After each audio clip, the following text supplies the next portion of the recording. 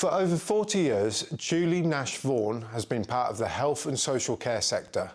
Julie has been navigating the challenging and often misunderstood world of care homes. She's seen it all: the rise and fall of care facilities, the struggle for financial sustainability, and the tireless pursuit of delivering quality care. So, why do so many care homes fail? In this episode of the Care Conversations, we dive deep into the realities of the care sector, exploring Julie's journey, the tough decisions that come with running a care home, and the lessons learned from decades of experience that you can start applying today. Julie, you've been working in the health and social care sector for over 40 years. In your opinion, what makes care homes fail, and on the other hand, what do the successful ones do right? I think that's a really big question. And I would say that the things that make care homes fail the most are their inability to adapt to change, their inability to innovate, and to value the workforce that they have. Many care homes that I've seen that have been in trouble in the past have got serious issues with recruitment and retaining their staff, providing sufficient training, and managing their budgets so that their budgets focus very clearly on enabling people to make decisions that are in the best interests of the actual home itself.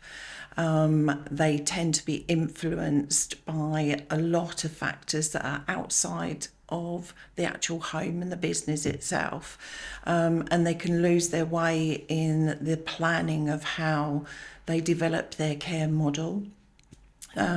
Those that are successful are the ones that really do focus on recruitment and training, the balance of innovation, and the well-being and value of staff is key to the success of any business. Moving on to your journey and to Twinglobe's success. Casting your mind back to the very start, so over 40 years ago you started in healthcare, I suppose. What's made you continue for so long? That's such a difficult question to answer. I think initially my journey into social care was by accident, I would say. I was working for an agency at the time, and one of my roles was to supply full contractual support for staff to this particular care provider who were using over 100% agency staff. And the director of the business approached me and asked me whether or not I would be prepared to take the care home on. I had never been inside the care home from a managerial point of view before, and it was a real eye-opener as to the type of work that was needed. But I soon realised that there was a need in the sector to focus on the differences in the types of care that could be offered, and to try and understand what the challenges were and how to develop those challenges and make them into positives. And I suppose over that time you will have witnessed and been part of so many changes within the sector. What's the biggest change you've seen in those 40 years? I would say the biggest change is the advancement in technology.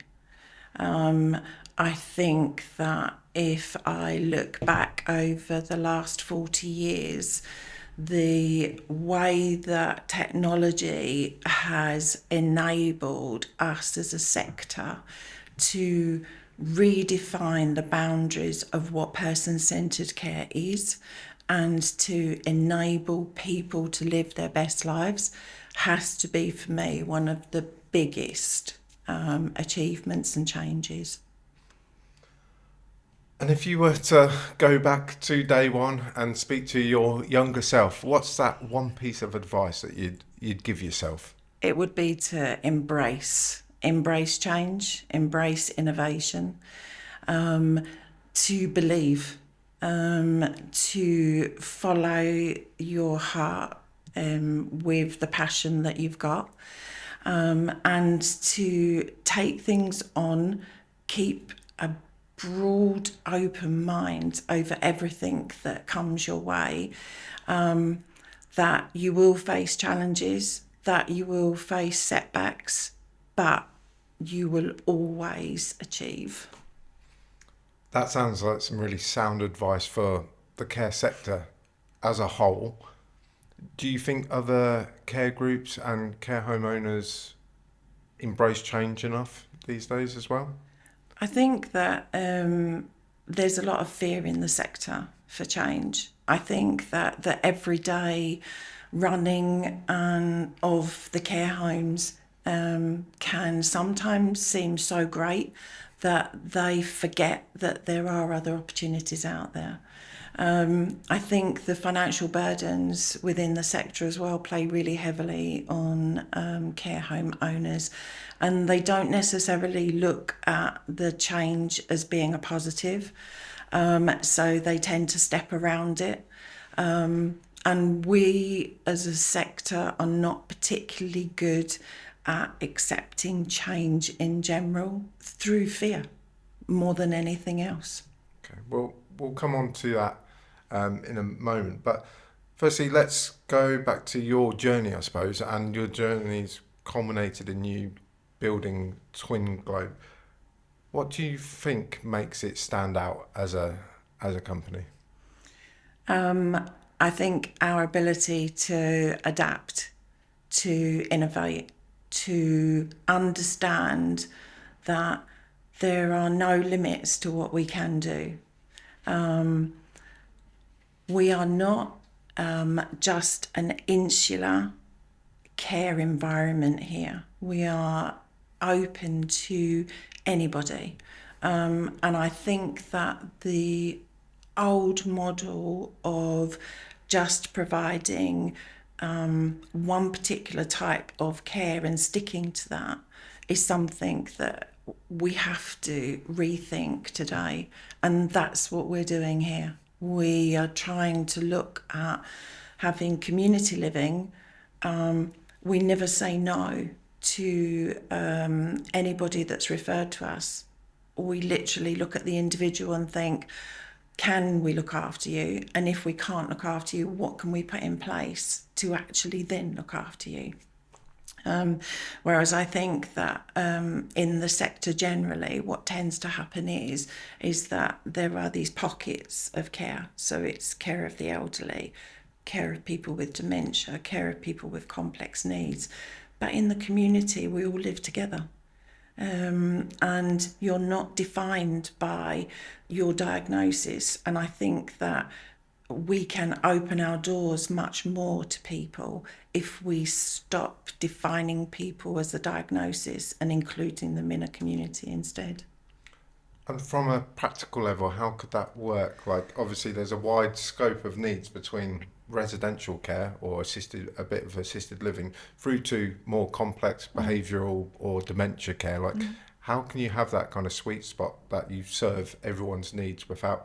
Because I would assume that could affect some of the residents who are more on the residential scale compared to some that are on a complex dementia scale.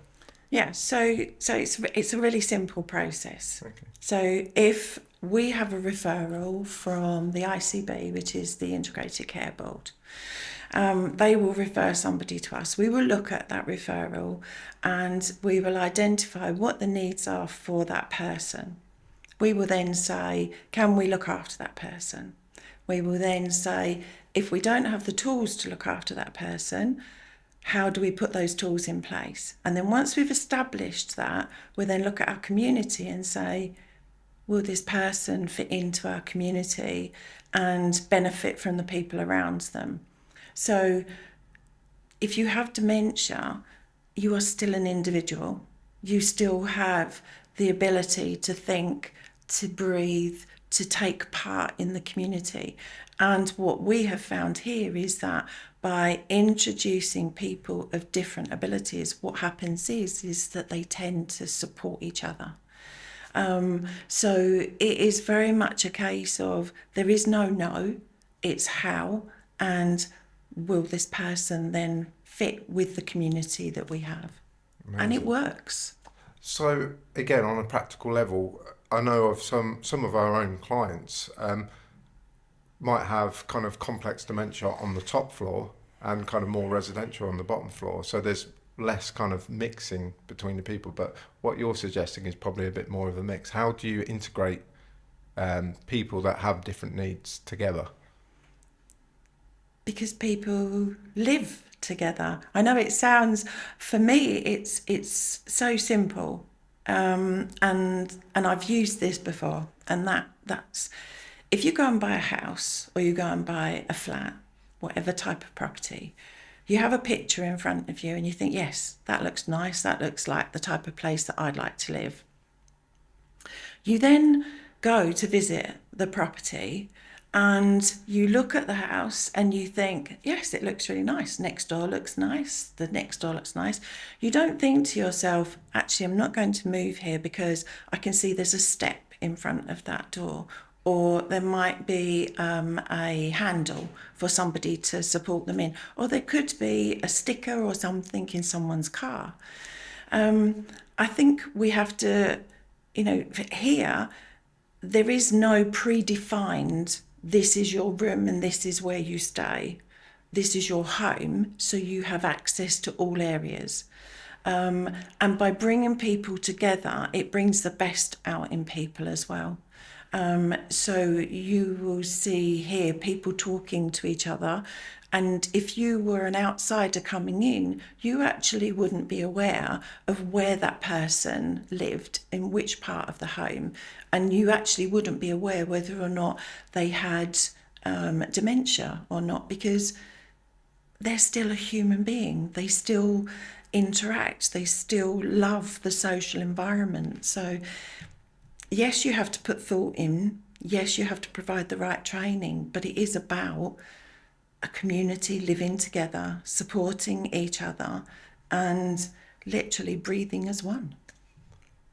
Such an interesting concept. And obviously, from the residents' point of view, you can clearly see the benefits. What about for the staff? Is it a concept that when they come to work for Twinglobe, is it something they're used to, that integration of different needs, different people, or is it something that you have to provide a lot of training for? It's definitely something we have to provide training for. We are very fortunate here that our retention of staff is very high. We very rarely have people that leave. Those people that do come, yes, they have a preconceived idea of what a care home environment is. The majority then come back to us and say, we had no idea that it would work like this. So we do provide a lot of training, and training is key, because the more confident the staff are, the happier the staff are. The happier the staff are, the happier the home, the happier your residents are. Obviously, on the kind of, almost, it sounds a bit dirty to say it, but on the finance side and making sure that your business is profitable and you can deliver that high quality care in an age where we're hearing about all sorts of things. ICB fees are low, local authority fees might not necessarily cover everything that they need to, through to kind of more practical energy costs going up, national insurance contributions going up. How do you keep Twinglobe profitable? Again, a really good question. We have developed over the years a model of care here that is built on trust and communication. In order to set Twinglobe, as Alia caught, apart from everybody else, we knew that we had to develop a model that encompasses all aspects of care. And we had to evolve as the care sector was evolving with us. We knew that funding streams would be low, and so therefore we needed to establish how could we as a company ensure that we had the trust of the ICBs and the local authorities, so that if we went to them and we said to them, this is how much money it would cost to look after this individual, that they would then come back to us and say, okay, we understand your model, and yes, we will fund accordingly. And that's what we did. The model that we looked at was ensuring that our assessment process was quite in depth and gave a very full picture of what the requirements were for that individual. We then decided that we would start to look at technology and how technology could support us to improve the quality of care that we were delivering, but also how we could use that technology to show the ICBs and the local authority that if we were going to ask for a particular fee, we would have the background knowledge to be able to give them. So initially, the investment came from us to provide the finances behind the technology. And then what happened is we managed to secure grants from the ICBs and the local authorities to then enhance the programs that we were offering. So as a result of that now, if we present a fee to a local authority or an ICB, we very rarely have a situation where they come back and say, no, we will not fund at that level, because we've actually given them all of the information that they need on the cost basis and the time basis for that person. And that's been possible because of acoustic monitoring, facial recognition technology. So we use things like Pain Check and we use Ally. And those have enabled us to be able to develop trust with the ICBs and the local authority as well. So it's a two-way thing. We would then say to them, we no longer need one-to-one care, and we can evidence this. But then if we did need to have the one-to-one care put back in, we can evidence it. And without fail, that same day, we will get an email back from the ICB or local authority to say, you can reinstate it. Right. And obviously we talk to a lot of care homes. A lot of them are kind of like, we want to increase profits so we can reinvest in the care, make it better. One route is obviously private pay, families looking for care. And your resident base is predominantly ICB or local authority focused, and it's through this. And is there kind of negotiations with the ICBs, with the local authorities on the fees? Because I thought they just kind of give, okay, these are our standard kind of fees. And are you actually going with them, working with them, collaborating to come up with a better fee structure in this area? Yeah, I mean, you're correct. There is a set level that the local authorities would normally offer, and there is a set level that the ICBs offer. But by using the model that we have shown them what we can provide for that care. So we have developed a whole new way of looking at the circle of care for our residents. So we now have a full multidisciplinary team in-house. So we have a speech and language therapist, an occupational therapist, a physiotherapist, and a dietitian. What that's enabled us to do is to reduce the amount of admissions back into hospital.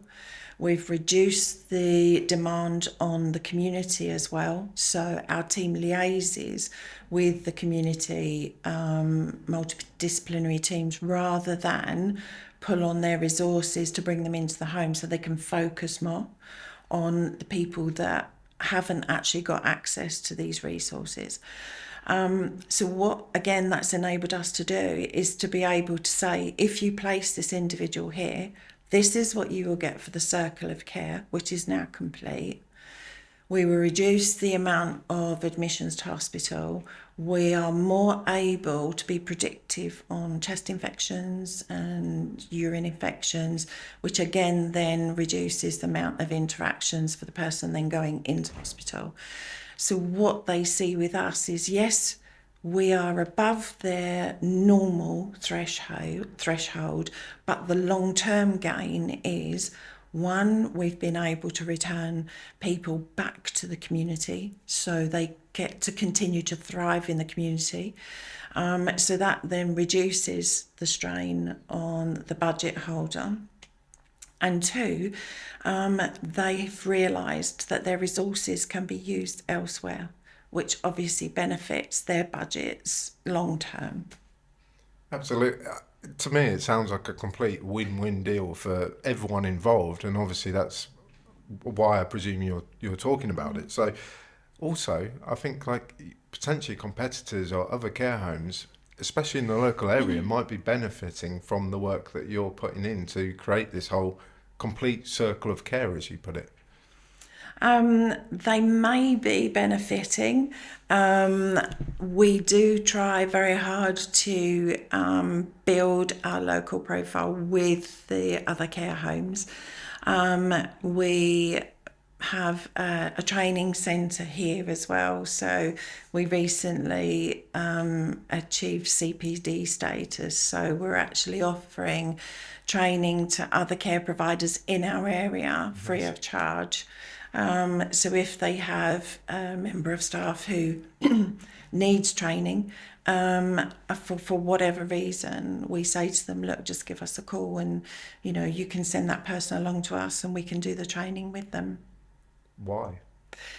I think why, because our aim is to provide overall a better service to everyone.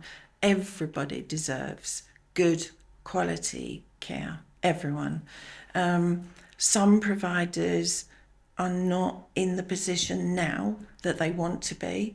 And if we can support them, then that means that overall people get the best experience. And it's not just about the experience that they have here. The care sector is a community. And if we are going to survive, we have to support each other. We have to communicate more with each other, and we have to be prepared to offer support to people who might not necessarily be in a good place right now. And that's why, to create a better care environment. For you personally as well, why is that so important? Why are you kind of leading this charge and kind of making sure that you're leading from the front when it comes to these areas? I come from a long line of nurses and teachers, and my aunt was actually the director of nursing for a different area to this, and she instilled in me the fact that you need to have a passion for care and a passion for change and making a difference. My own experiences with my parents as well, where one was fully enabled to live the last part of their life in a really good environment, and their passing was what we would call a good death. If people understand what I mean by that, is that it was their choice in their environment, and they were pain-free. And my personal experience of losing my mother was not so good. And I just feel that if I can experience those things with the knowledge that I have and being in the sector, then I have a duty to try as hard as possible to improve the standards that are out there and to try and support people to make good choices. For you, kind of going back to the more practical side for kind of care homes and the operators within, what's the hardest decision that you've had to make as an operator? I don't actually think the decisions are hard. Okay. I think that implementing any decisions tends to be harder. The decisions themselves tend to be around practicalities. How you then manage that decision, that's the difficult part, because it makes you face your own weaknesses as well, and it means that you have to challenge yourself and that you have to keep learning, and that you never really know whether or not the things that you're doing are the right things. It's only when you get to the end of that journey that you can actually say, yes, I've actually completed that task. So the decision itself is not difficult. How you implement it can be difficult. And I suppose you come across a lot of kind of hard truths when running a business like a care home. What's the one thing that most people don't realise when it comes to running care homes? I think the thing that probably strikes me the most is the emotional toll it has, because you are dealing with people's lives, whether it be your residents or whether it's your staff. You have a great responsibility for everybody that actually comes under your care. And I think that that's probably the thing that people don't understand the most when they come into the sector. They don't potentially recognise how much of a toll it can have on you and how much of a toll it can have on the people around you as well. And I've seen many of my colleagues over the last 40 odd years that have said that enough, they can't do it anymore because emotionally it's taking too much from them. Psychologically, their mental health has suffered because of all of the different regulatory bodies that you are accountable to and for are constantly moving, and sometimes it feels like you're walking on quicksand. So, with all of that and all of the challenges that the care sector is going through, let's look to the future and hopefully some brighter times ahead. But also, for you, let's start with the kind of maybe the negative impacts or what your biggest fears are for the sector. I think my biggest fear for the sector is the sector itself. That unless the sector opens itself up more and communicates more, then it will suffer. We have to be more transparent. We have to communicate better. I think the political side of the regulation and the implications that has on us as a sector are huge, and I think it's going to be a very difficult 4 years or so to come.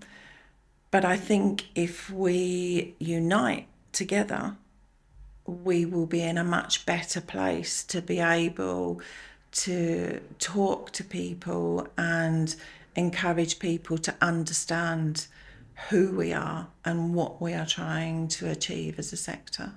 Absolutely. So, if I was to give you an opportunity to sit down in front of the policy makers for just 5 minutes, you had a pitch, a message to give to them, what would you say? I would say to them, come, listen, be part of the community.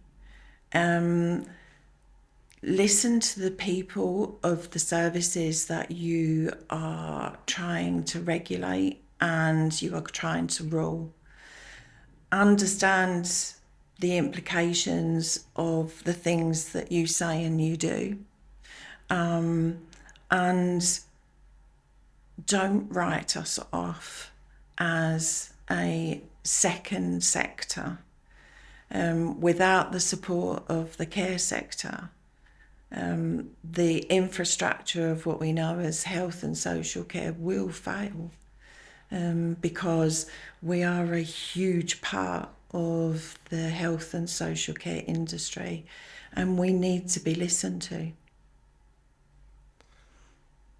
Let's flip the switch as well. So obviously that's the policymakers, those at the top that make these decisions, but also what about other care homeowners? What are the kind of biggest mistakes you see other care homeowners making right now that they need to stop doing? I think that they need to value their staff. I think that you can have the most all singing, all dancing building. You can dress it with all the frills and fancies. You can have the most wonderful experience when you walk through the door.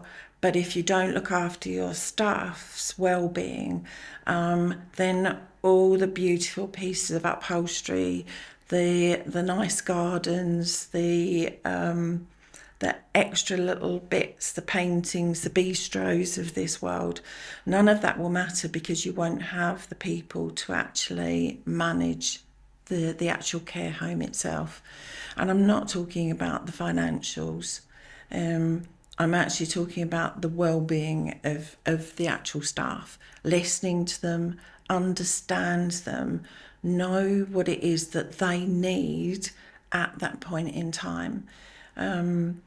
We have lots of different initiatives here, whether it's providing food boxes for our staff during the school holidays, buying school uniforms.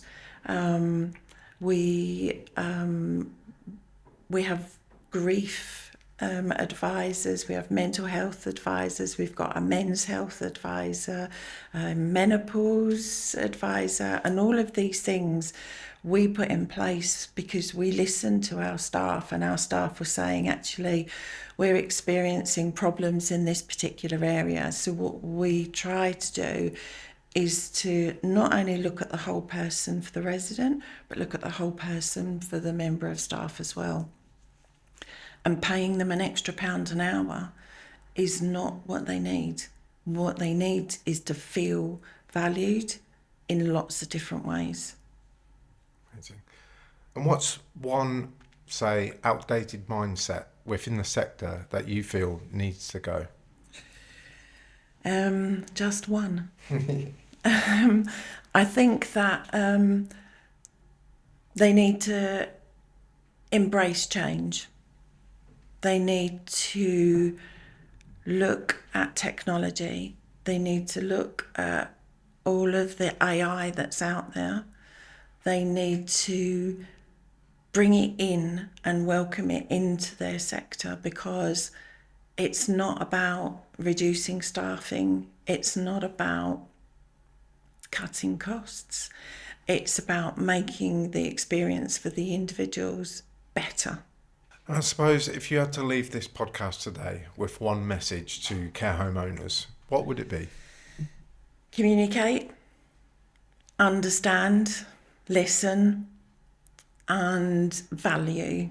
Value the service that you have, value the people that you have, and embrace change. It's been really interesting talking to you today, and before we sign off, is there anything else you want to say? Now's your opportunity. I just think that I know that there are many care home owners out there that are struggling right now because they don't know which path to tread. And And I would say, I'm here. And we have walked a path just like many other care home owners. We've had our ups, we've had our downs, but we have come out the other side and we are still here. And it is a fantastic, rewarding sector to be in. So if ever you feel like you just can't get up and face the next day because of staffing or training or just generally want a chat, then I'm here, and I might not be able to answer straight away, but I'm here and I'm willing to try and help. Amazing. So where can everyone follow your story of Twinglobe and running a successful care home business, and what's next for Twinglobe? Well, I have quite a good presence on LinkedIn currently. We are looking at other ways of exploring how we can open ourselves up a little bit more on social media so that people can talk to us a lot more about the experiences that we have. You are always welcome to come and visit us and have a look around and talk to our staff. What's next is, for me, everything. I am constantly looking at different ways we can evolve. I am really excited at the moment because we are looking at introducing a program for British Sign Language. There are, as far as I know, only 2 care homes in the UK that currently provide sign language, and we are really excited about how this is going to develop, particularly not for people necessarily that are actually deaf, but for people that are finding it difficult to communicate. So this is a new path for us, and it's something that we're looking at, and let's see where it takes us.